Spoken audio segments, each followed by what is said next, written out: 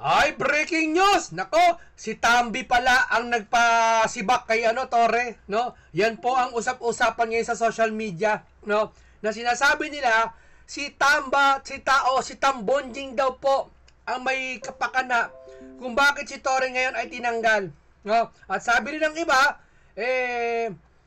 syempre, maaaring magtatampo kasi kayo magkakampi dyan, di ba?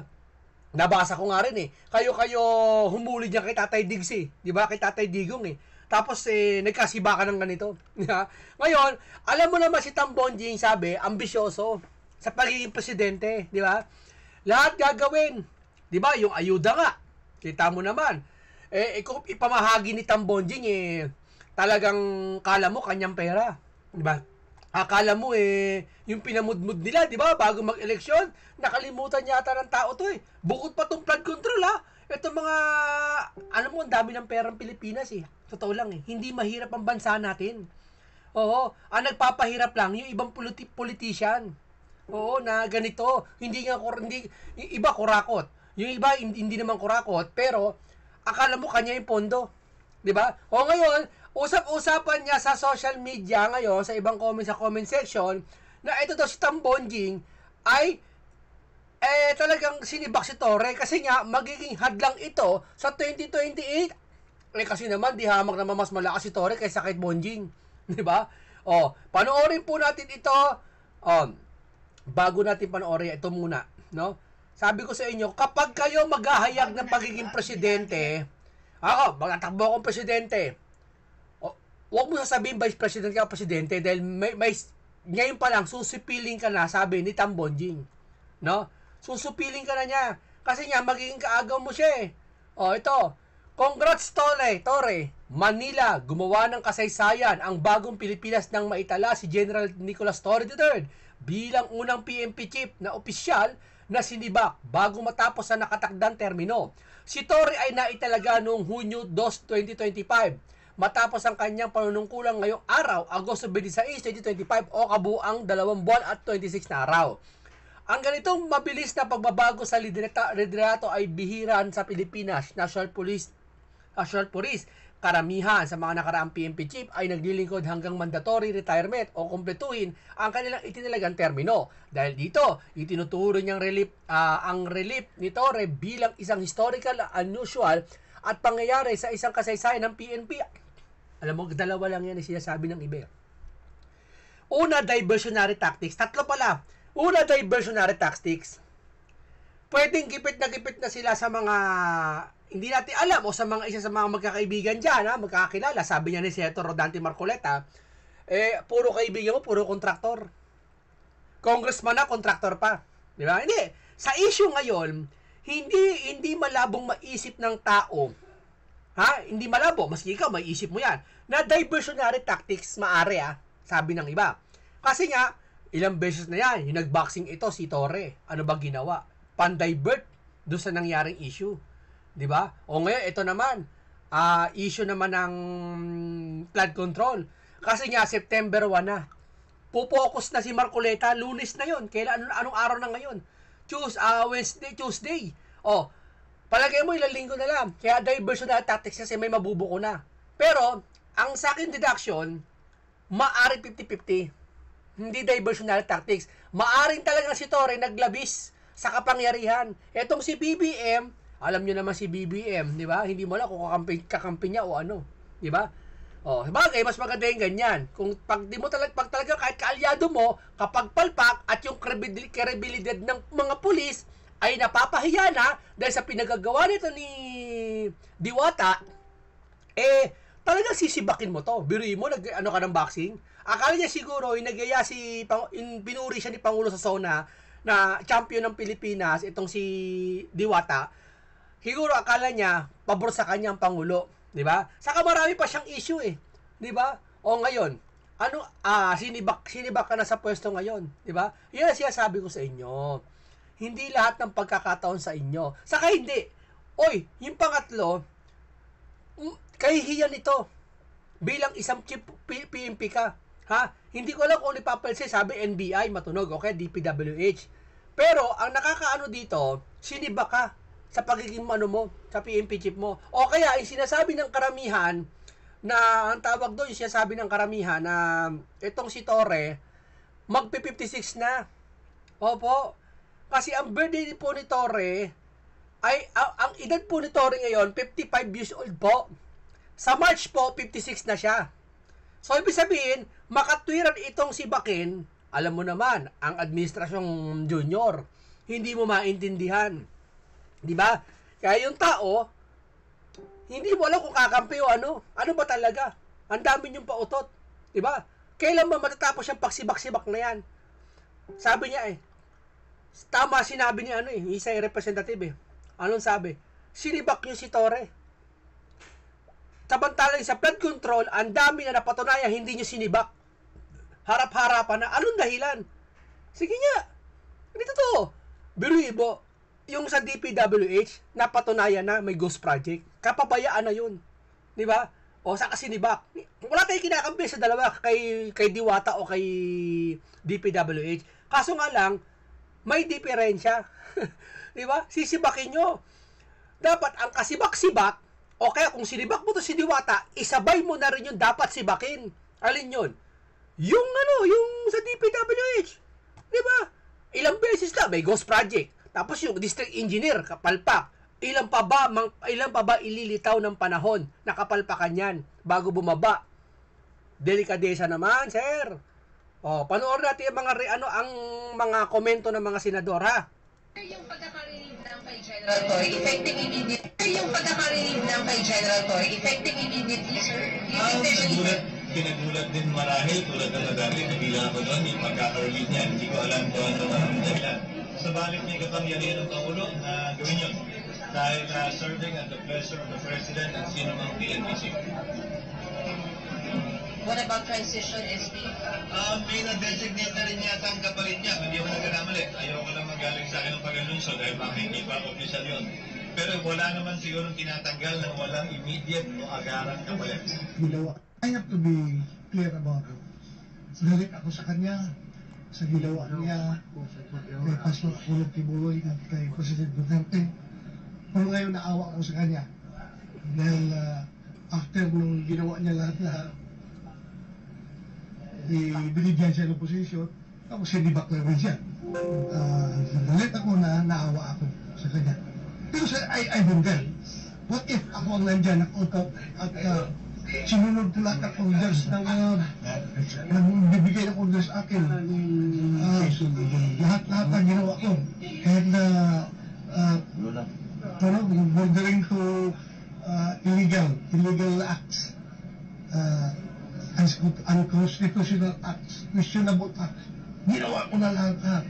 Pagkatapos, ngayon, tanggalin lang niyo ako ng cancer ng music. Oo nga naman. Di ba? Dapat naging mas matimbang kay Junior yung ginawa ni Torre na napahuli si Kibuloy. 'Di ba? O di, iside natin yung sarili natin sa kanila. Bagaman mali yung ginawa ng mga 'yan sa mga Pangulong Duterte at kay Kibuloy na ganung paraan, ipalagay natin tayo sa kanila. Ha? Hindi patas naging kabayaran Yeah? Sinibak si Torre. Ngayon, tingnan nyo Naging loyal si Torre pag ganun pa siya ganun pa siya, di ba? Ang sigla ni Torre. Pinagyabang niya pa sa Pangulo, 5 minutes response ba yun? Lahat inawa niya. Malinis, di ba? Bukod sa pagiging sabi, arrogante daw, mayabang daw. Okay naman si Torre, sa Pangulo, okay, natupad kay Pangulo Duterte, successful, lahat. Sabi, na-promote pa daw dahil sa pagkahuli sa dahig. Di ba? Naging PNP chief pa. Di ba? Tapos sisibakin mo ng ganito. Hindi natin alam kung ano nasa likod. Pero isa lang ang pinaka-essence ng kwentuang ito. Ha? Pasuray-suray ang nagiging plano ng administrasyon. Wala sa pagganong-ganon, di ba? Ewan ko kung naglilinis ka. Di ba? Kung naglilinis ka, maganda. Di ba? Kasi ipapalit mo. Tabagay, itong PNP Chief Police, matinutos, di ba? Ngayon, ano ba talaga? Bakit hindi kayo mapirme? Di ba? Sa ano ba hindi mo mapirme yung yung posisyon mo, yung posisyon ng tauhan mo, Junior. Di ba? Kasi anong nangyayari? Apektado taong bayan. Di ba? Nalilito na naman ang taong bayan. Ito tuloy natin. That's my opinion as a former chief NB. Ganun na yung feeling ko. But then, it doesn't erase na talagang masamang loob ko niya sa kanya, sa ginawa niya, ano pa ni Pastor Kimuloy, President Duterte, masama ang tingin niya. Right now, Siyempre, alam mo, masama, alam mo, kung si Torre makapagsasalita, kung talaga sinibak siya, kung hindi planado itong mga to, ha, kasi, alam mo, nagdududa na kasi tao sa inyo, eh. Oo, totoo lang. Sensya na, Junior, ha, nagdududa na tao kasi sa inyo, eh. Kasi wala po kayong isang salita, eh. Totoo lang po. Yung una, sa ICC, napakarami pa. Tapos, yung isa pa, naalala ko, yung, ito nga, na-overwhelm yung flood control. Yung pala, wala naman pala. Wala nang flood control. Bakit mo sasabihin na overwhelm? Ibig sabihin, alam mong may tatapos. Nakita mo sa mata yung proyekto na tapos, tama? Nasabi mo na overwhelm. Yung pala, sabi mo wala. Ngayon mo lang nalaman na may ghost project. Ha? So, ibig sabihin, yung unang statement mo na na-overwhelm, invento mo lang sa sarili mo para yung mga tao mapanatag. O so, nabudol na naman yung mga tao. Di ba? Sabi nila, hindi ako ha. O ngayon, ito na naman. Di ba? Ano ba talaga? Nalilito mga tao. Di ba? Ngayon, si Torre, kung talagang sinibak nyo, plano niya, hindi maiwasan ng taong bayan na mag-isip na scripted na naman yan. Ano naman kaya plano? Yung pamplano na yan para sa sarili nyo? O ikagaganda? O politics? Kasi 2028 na. Di ba? O kasi si Torre, sabi, ito mamaya si Amy Marcos maririnig nyo. Si Diwata, naglalabis na yata sa pamumulitika. Kasi sabi ng iba, hati ang opinion, yung pagiging boxing daw niya, champion sa boxing, yung kalaban niya si Basta hindi na pumunta, sinamantala niya na maging popularidad. Dahil popular ka, buong mundo, nakanood sa'yo eh. Lahat ng Pilipinas nakapanood sa'yo, Torre. Ibig sabihin, maaaring may politics na nangyayari, tatakbo kang presidente, narinig, sabi ng netizen, narinig ni Tambonjing. Si Tambonjing, tahimik lang eh. Tahimik yan, sisimula pa lang. Si Tambonjing po, tahimik lang. Sa simula pa lang yan. Hindi po nangingialam si Tambonjing. Tandaan niyo yan. Mabait yan si Tambonjing. Hindi nangingialam po yan. Kahit anong mangyari. Kaya itong usapang flood control, hindi mo makikita magsasalita yan. Hindi nangingialam yan. Oh. Pero pag sa mga namimigay ng mga 5,000 cash, mahilig yan. Akala mo kanya yung pera. Yeah? Pero ngayon, usapang flood control, hindi, asan sila? Nakikita nyo ba magsasalita? Di ba? O, ngayon balik tayo kay ano. O, tapos ito kay Bato. Ha? O, panoorin natin ito. Bago nasibak bilang hepe ng Philippine National Police, ay nasita at napagsabihan daw ni Senator Amy Marcos si Police General Nicanor Torre III. Ito'y dahil nagpipilit na makipagkita at makipag-usap sa kanya sa Senado gayong mainit ang kanyang ulo ng araw na yun. Naks na, mamait ang ulo ni Amy. Wala kang karapatan umitang ulo, Ma'am Amy. Dahil nandiyan ka, huwag mo sabihin yan. Ayon kay Senator Marcos, kinwesto niya ang ginawang pag-demote ni Torre dito kay Police Lieutenant General Jose Melencio Nartates. Okay, Nartates, na pag-demote ni Torre yata kay Nartates. Iba pang mga Ilocanong general.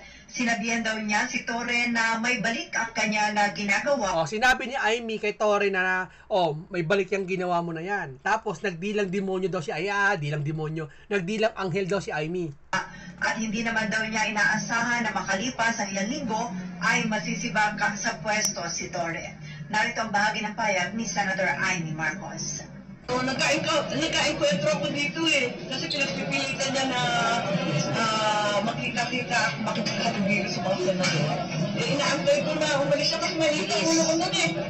At ang pagkaalam ko na... Maiit ang ulo ni Senator Amy mga panahon na yon. Siguro yun yung sinita siya ni Senator Dante Marcoleta. Haka ko lang ha. Siguro kaya maiit ang ulo ni Amy noon.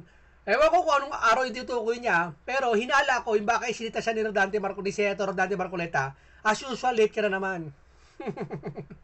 Hula ko lang ha. Demote si Nartates at yung Bato General na Ilocano na nagdadaing kung bakit daw nangyari yun. Kaya sinita ko siya, sabi ko, ba't ganun? Nako, may balik yan, dahan-dahan ka. Hindi ko naman alam, magiging bilang anghel ako. Iginit pa ni Senator Amy Marcos na Maingay at maugong na ipinagyayabang ng mga kaklase ni Torre ang pagtakbo sa 2028 election. Ayan, tamo, diba? Lumabas na ang mga tunay na kulay. Pagtakbo, pinagyayabang di umano ni Torre na pagtakbo presidente. Ha? Sabi niya ng mga katanda, nakatungtong kang langaw sa kalabaw, pakiramdam mo, malaki ka pa sa kalabaw. Mali. Yan ang hirap eh. Nagkaroon ka lang konting palakpak, binusog ka ng konting ligaya ng palakpak. Nakakala mo, pakiramdam mo, hari ka na. Di ba? Yan ang hirap eh. Yeah? Ang pakiramdam mo, akala mo sino ka na. Di ba? Ang tawag diyan ng Biblia, greedy. Natakaw ka sa kapangyarihan, nauhaw ka.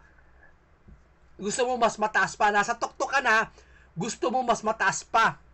Ngayon, hindi mo napapansin habang nagmamataas ka, marami kang naapakang mga tao. Di ba? Sa tingin mo, kung tumakbo ka bang presidente, hindi ka mananalo eh. Sa bagay, siguro kaya lumakas loob ni Diwata, kasi niya itong si Tiriling, sabi, ang magiging running mate daw ni Ma'am Risa, si Diwata. May possible na si Diwata o kaya si Ma'am Aquino. Siguro narinig niya kay Tiriling yun, wow, may possible pala akong maging vice president. No? Oh, okay, presidente na. Pwede na to. Malakas na ako. Ganun. Kasi wala siya magiging kalaban eh. Kaya nga si Sara, pakiramdam nila, si Sara, may impeach. Kasi ganun yun eh. Pakiramdam mo, si Sara, wala na to. Wala namang susuporta rito sa taong bayan. At may impeach to sa February. Isusulong nila lalo eh. Diba? O ngayon, pag na-impeach si Sara, wala nang kalaban. Diba? O ngayon, siguro hakalan ng marami to haka ko rin to. Huwag niyong paniniwalaan to hakalan to Maaari itong si Torre, naglalabis na, gusto maging presidente. Uunahan mo yung ambisyoso doon na si Bonjing. No? Si Tam Bonjing. Ambisyoso maging presidente. Uunahan mo eh. O anong gagawin sa'yo? Kakalusin ka ng mga yan. Hindi po pwede yan. Si Marcos kasi, si Marcos Jr., hindi na pwede maging presidente yan. Ewan ko nila kung gawin nila yung ayaw bumaba. Pero hindi naman mangyayari yun, no? Hindi naman gano'n si Marcos na hindi bababa sa pwesto pag termino niya. Tapos yung term niya. Hindi naman ganyan. Kaso nga lang, may isang tambonjing, sabi ng karamihan, isa ang galing na nag-aambisyoso na maging presidente ng Pilipinas. Yeah? Kaya, siguro, kinalos ka. Alam mo naman, kahit kakampi ka ng mga yan. Ilalaglag ka niyan. Pag talaga nagsabi ka ng, okay lang sana kung magsabi ka, senador ako. Susuportahan ka naman yan. Pero sabi mo, presidente ka, ilalaglag ka ni tambonjing, yari ka. Sabi ng iba yan, Dahil dito, pakiramdam daw ng ilang mga pulis ay namumulitika si Torre. Narito pa ang bahagi ng namumulitika talaga kasi sa vaccine pa lang si Diwata, di ba? Itong Diwatang ito eh. payag ni Senator Marcos. Ang alam ko lang, ang balita ko, doon sa mga appointment ng mga RD at iba pa, talagang hindi sila nakipagkonsulta kay Secretary John Vic. Hindi naman tama yun. Siyempre, may boss tayong lahat. Yung boss na si John Vic. At ikalawa, masyadong maingay at maugong na nagmamalaki yung ibang classmate niya na tatakbong presidente o vice-presidente sa 2028. At nakita lang nakapaskel yung kanilang mukha at sabi pa nga nung iba, hindi lang pala politiko ang EPAL. Kaya parang inaabangan na rin inaabangan na rin ng ibang tao dahil may nadidinig na pamahaw. Ito sa Patrol 19, Sally Ortega Bueno, nagbabalik. Eto, inya, tatakbong presidente, biruin mo yan. Siguro, baka maglabis ka pa, o kaya naman, siya sabi ng iba na, yung iba ito, painggan nyo to. Pero painggan nyo muna si Trillanes, na sinabi niya, na maaring si Torre daw, maging vice president, running mate ni Risa. Dito nagsimula yun Pwede nang hindi siya antayin. Senator, last na lang, sino po yung pinupush niya na makakatandem ni Senator Risa for 2028? Actually, maraming options na available. Even si Senator Bam, pwede siya, di ba? Maraming nagsasabi si General Torre, pwede siya, di ba? Ang dami-dami niyo po sasabihin, sir. General Torre pa. Pwede siya. Hindi po pala nalo yan, sir. Even si Senator Raffy Tulfo, marami pang mga permutations yan. Pero ang pinaka-importante kasi dito, yung presidente. Sir, hindi ko alam kung bakit nyo pinapatakbo si Ma'am Risa. Kung pinapatakbo nyo si Ma'am Risa, si Ma'am Risa kasi kung tutuusin, magaling yan Matalino yan si Risa, Ma'am Risa. Nga lang, si Ma'am Risa, ayaw niya kasi na pabayaan na lang. Kasi walang magagawa eh. Halimbawa, si Duterte, ayaw na lang niya pabayaan na matapos ang termino ng mga yan. O kung nang abuso sa kapangyarihan ng mga Duterte, halimbawa lang lagi kayo nakakontra. Pabayaan nyo lang kayo na ang pumosisyon. Kung talagang kayo ang gusto ng taong bayan. Diba? Kayo, doon kayo bumawi. Kayo pumosisyon. Kasi kung kukontra kayo lagi sa ginagawa ng mga Duterte, wala mangyayari. Kaya maraming kayo taong bayan sa inyo. Diba? Diba yung mga pinklawan di nanalo? O, di nanalo eh. Binoykot diretso sa Isidoro. Diba? Kasi diba, dapat yung leader talagang nasa sayo magsisimula yun, yung readiness na tipong gusto mo bang mamuno ng ating bansa with all the problems, with all the challenges? Kailangan buo ang loob mo to answer that question. Yes, hindi pwedeng itutulak ka ng mga tao kasi yung mga ganong mga pakyut na style of politics hindi na nga bumenta eh. Tsaka ano yan, it's unfair to the people na pinipilit ka pa na maging leader nila. Okay, ganito lang po, no? Yun lang po, ito po yung haka-haka ko lang, opinion ko lang, no? Yun nga, malinaw po na talagang si Torre, sabi ni Amy, nagbabalak ata magpresidente, itong si Diwata natin, no? Ngayon niya, hinala lang to, haka lang to ng iba, na si Tambonjing talaga, narinig ito, kaya inaksyonan ka na, kasi kung mamayagpag ka pa ang tagal pa, mamamayagpag ka po, sisikat ka pa lalo hindi ka losing ka na. Pero, isa pang hinala nila, una, sinibak dahil niya pagka-presidente tatakbo. Pangalawa, yung diversionary tactics. Ilis yung issue sa flood control. Pangatlo, talagang sinibak talaga, may kapabayaan. Tama sinabi ng Marcos na kailangan hindi dapat may respeto. No, yung kredibilidad ng mga pulis maiangat. Hindi yung pagtatawanan, boxing, kung ano-ano, 'di ba? Yung isa pang sibakin yung balingkera sa Malacanang, 'di ba? Maraming salamat po sa inyong lahat.